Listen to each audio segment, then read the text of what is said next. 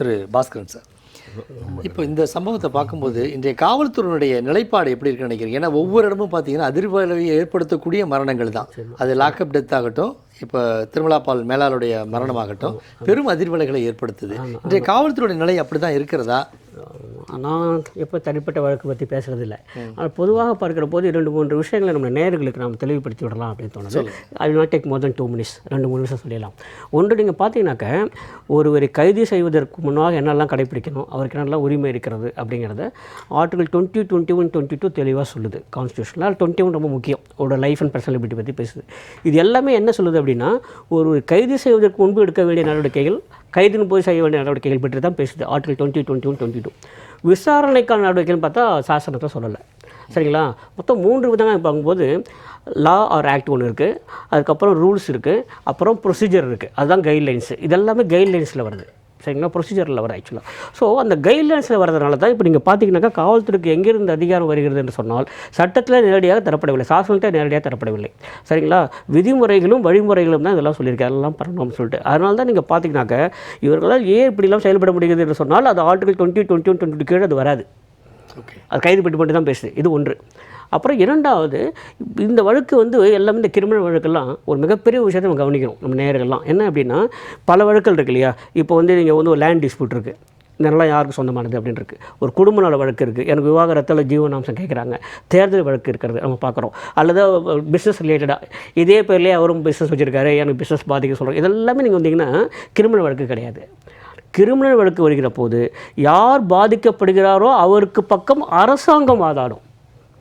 ப்ராசிக்யூஷனுங்கிறது government. புரியுங்களா?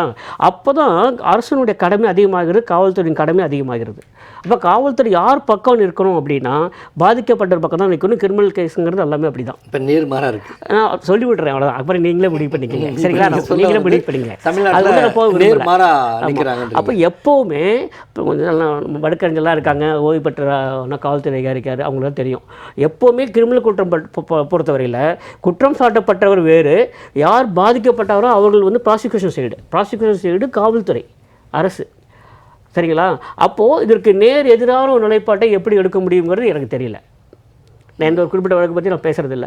ஆனால் இதற்கு எதிரான நிலைப்பாட்டை எப்படி ப்ராசிக்யூஷன் தரப்பு எடுக்க முடியும் அப்படிங்கிறது எனக்கு தெரியல. ஏன்னா அரசு தரப்புங்கிறது என்ன, காவல்துறை தான். இப்போ காவல்துறை இந்த பக்கம் வாதங்கள் தான் முன்வைக்கணுமே தவிர்த்து இதற்கு எதிரான வாதங்களை எப்படி முன்வைக்க முடியும் அப்படிங்கிறது எனக்கு புரியல. ஏன்னா ப்ரொசீஜர்லாம் கூட அப்படி இல்லை. பாதிக்கப்பட்டவருக்காக நிற்க வேண்டிய அரசு காவல்துறையோட அறிக்கையிலேயே வெளிப்படையாக அவருக்கானதான் இல்லைன்னு சொல்கிறீங்க.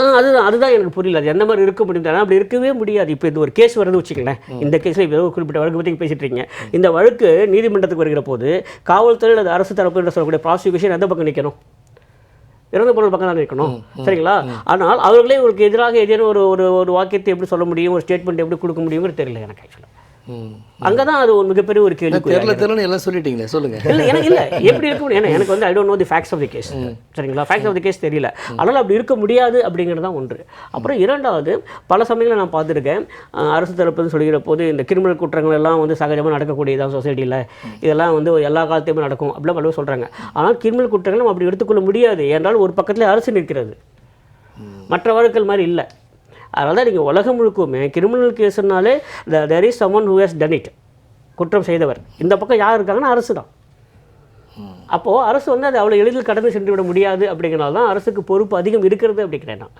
காவல்துறைக்குமே கூட ப்ராசிக்யூஷன் சைட்லேருந்து சொல்லி ஆகணும். ஆனால் எல்லா விளக்கங்களையும் அவர் பொதுமக்களிடம் சொல்ல வேண்டிய அவசியமும் இல்லை. சரிங்களா? ஒரு இங்கே சொல்லப்பட்ட விவரம் இப்படியாக இருக்கலாம், அல்லது வேறு உண்மையும் இருக்கலாம். அது அரசு அதன் பிறகு காவல்துறை மாண்பு நீதிமன்றத்தின் முன்னால் சொல்லலாம், அப்படி இருக்கலாம். அதனால் எனக்கு தெரியல. அப்படிங்கிற தமிழகத்தில் இவ்வளோ இஷ்யூஸ் ஒவ்வொரு நாளும் வரதை பார்க்கும்போது உள்துறையை கைக்குள்ளே வைக்கிறதுக்கு தமிழக அரசு விட்டுடுச்சா, தமிழக முதல்வர் விட்டுட்டாரா அப்படிங்கிற ஒரு சூழலாக இருக்கா? நீங்கள் விட்டுட்டாராங்க தெரியல. But it seems that actually has given a long rope. ஒரு நீளமான ஒரு கயிறு கொடுத்துருக்காரோ அப்படின்னு சொல்லிட்டு, கயிறு மிகவும் அதிகமாக இருக்கிறதோ அப்படின்னு சொல்லிட்டு மிக நீளமான ஒரு கயிறு தரப்பட்டிருக்கிறதோ, they have been given a long rope அப்படிங்கிற மாதிரி எனக்கு தோணுது. அதுதான் எனக்கு தோன்றுகிற தவிர்த்து கட்டுப்பாடின்றி போயிருக்கிறார்களா அப்படின்னு சொல்கிற அளவுக்கு நம்மள்கிட்ட ஆதாரப்பூர்வமாக எதுவுமே இல்லை. அதனால் வருகிற சம்பவங்களையும் நம் கேள்விப்படுகிற செய்திகளை வைத்து பார்க்கிற போது அவர்களுக்கு அளவுக்கு அதிகமான அளவுக்கு அவர்களுக்கு அந்த தூரம் தரப்பட்டிருக்கிறது, கயிறு நீளமாக உரிமைகளும் சுதந்திரம் குற்றச்சம்பளம் அளவுக்கு அதிகமாக இருக்குது அப்படிங்கிறீங்க. தேவைக்கு அதிகமாக இருக்குதுன்னு சொல்லலாம். தேவைக்கு அதிகமாக ஆமாம், அளவுக்கு அதிகமாக கொஞ்சம் தப்பாக இருக்குன்னு தோணுது. தேவைக்கு அதிகமாக தரப்பட்டிருக்கிறதோ அப்படின்னு அதுதான் இவ்வளோ குற்றச்சம்பளம். நிச்சயமாக ஏன்னா விசாரணை பொறுத்தவரையில் இப்போது கூட நான் என்ன எதிர்பார்ப்பேன் அப்படின்னா, காவல்துறை மிக நிச்சயமாக இந்த விஷயத்தில் ஒரு கண்டிப்பாக நடந்து கொள்ள வேண்டும். விதிமுறைகள் மக்களுக்கு தெரிகிற மாதிரி வரணும், அதுதான் முக்கியம். கைட்லைன்ஸுங்கிறது காவல்துறைக்கு மட்டும் தரப்பட்டால் போதாது. காவல்துறைக்கு என்ன வழிமுறைகள் சொல்லப்பட்டிருக்கின்றன, என்ன விதிமுறைகள் தரப்பட்டிருக்கின்றன என்பது மக்களுக்கும் தெரியப்படுத்தப்பட வேண்டும். அப்போ தான் முக்கியம். ஆனால் இதில் எந்த அளவுக்கு மக்களுக்கு அந்த விழிப்புணர்வு வந்திருக்கிறது, மக்களுக்கு தெரியப்படுத்தப்பட்டிருக்கிறது பார்க்குற போது அது மிகப்பெரிய கேள்விக்குறி. அதனால தான் இவ்வளோ பிரச்சனையும் வருகிறது. ஆனால் எந்த ஒரு முகாந்திரமும் இன்றி ஒருவரை காவல் நிலையத்துக்கு அழைப்பதும், அங்கே விசாரணை செய்வதும், காவல் நிலையத்துக்கே தொடர்பில்லாத ஏதோ ஒரு இடத்துக்கு சென்று அங்கே விசாரணை செய்வதுமாக பல சம்பவங்கள் நடப்பதாக செய்திகள் வருகின்றன. இதெல்லாம் முழுக்க முழுக்க முழுக்க சட்டப்படி சரியானதல்ல, அது முறையானது அல்ல. அவ்வளோதான் நம்மளால் சொல்ல முடியும். ஆனால் குறிப்பிட்ட வழக்கு பற்றி எனக்கு தெரியல. சட்டம் ஒழுங்கிற்கு விடுக்கப்பட்ட கயிறு வந்து ரொம்ப நீளமாக இருக்குது. அதனால தான் குற்றச்சம்பவம் நடக்குதுங்கிறீங்க. நம்ம தொடர்ந்து பேசலாம். நிறைய கருத்து ஒரே ஒரு வரி தான். ஒரே வரி.